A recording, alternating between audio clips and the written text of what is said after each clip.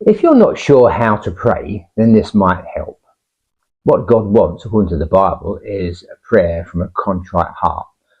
What does that look like? Well, there was a lady called Brenda Myers Powell, seen her on TV a few times, and she grew up as a child of a single parent who was an alcoholic. She would have men come around and give her alcohol until she passed out. Then they would sexually abuse her as a 5-year-old. Not a nice upbringing for her. At the age of 14, she went on the streets herself because she had no money. At first, she made loads of money, but then the local pimps came and savagely beat her, saying, if you're going to do this, you have to do it through us, and we take most of the money.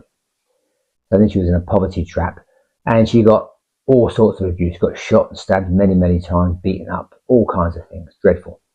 And then one day, she was in a car with a man, and she got out, had a row of some kind. She got out, and he slammed the door, but caught her coat in the car door and drove off, dragged her along the ground, and sort of took all the one side of the skin off of her face. That was a terrible injury, horrific.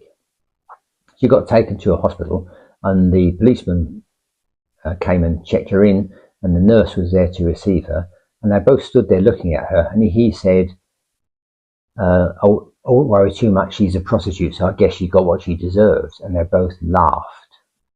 So that was the low point of her life.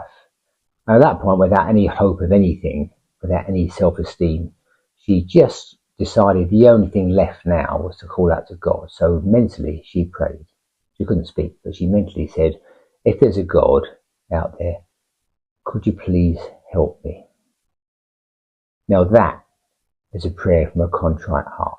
There's no ego, there's no demands, there's no entitlement. It's a simple plea for help, and God will always respond very fast to a prayer like that. She was taken to a female-only refuge where Christian women looked after her and taught her anything she wanted to know to help her make a living in the future, and got her back to health and made a life for herself after that. She's married now to a loving husband, got a family, she's happy, and she's running around the world teaching people how to have that not happen to them. So that all worked out for her, thank God. So if you're finding your prayers not effective, or you don't feel the way how you do it, maybe you take out the ego, you take out the demands, you take out the expectations or entitlement, and just be very, very simple. And that's the way to pray.